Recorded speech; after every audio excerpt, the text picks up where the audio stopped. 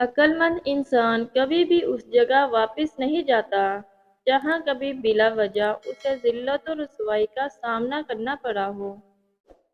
عقل مند آدمی اپنے فیصلے خود کرتا ہے، لیکن جاہل آدمی لوگوں کی پیروی کرتا ہے۔ خاموشی ایک ایسا عمل ہے جسے اختیار کر لینے سے انسان کو کبھی شرمندگی نہیں اٹھانی پڑتی۔ ایک مسکراہٹ آپ کو مزید 10 سال کی زندگی دیتی ہے۔ اس محل سے جہاں کوئی روتا ہو وہ جھونپڑی بہتر ہے جہاں کوئی مسکراتا ہو۔ 100 بار انکار ایک جھوٹی ہاں سے بہتر ہے۔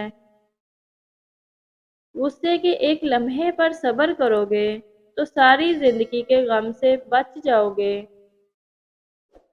صبر ایک کڑوا پودا ہے لیکن اس کا پھل میٹھا ہوتا ہے۔ اندازہ لگانا سستا ہے لیکن غلط اندازہ لگانا مہنگا ثابت ہو سکتا ہے۔ اگر آپ چاہتے ہیں کہ آپ کے بچے پرسکون زندگی گزاریں تو انہیں تھوڑی سی بھوک اور تھوڑی سی سردی کا سامنا کرنے دیں۔ غصہ ایک ایسا عمل ہے جو صرف تباہی اور بربادی پھیلاتا ہے۔ جس نے آپ کو غلط ثابت کرنے کا ٹھان لیا ہے وہ آپ کو غلط ثابت کر کے ہی رہے گا، خواہ وہ خود اندھا ہی کیوں نہ ہو۔ ضرورت سے زیادہ اچھے بنو گے تو ضرورت سے زیادہ استعمال کیے جاؤ گے۔ آئندہ غلطیوں سے بچنے کے لیے پچھلی غلطیوں سے سبق ضرور حاصل کیا کریں۔ پہاڑ کتنا ہی اونچا کیوں نہ ہو سورج کو روک نہیں سکتا۔ اپنی جہالت کو جاننا دوسرے لوگوں کی جہالت سے نمٹنے کا بہترین طریقہ ہے۔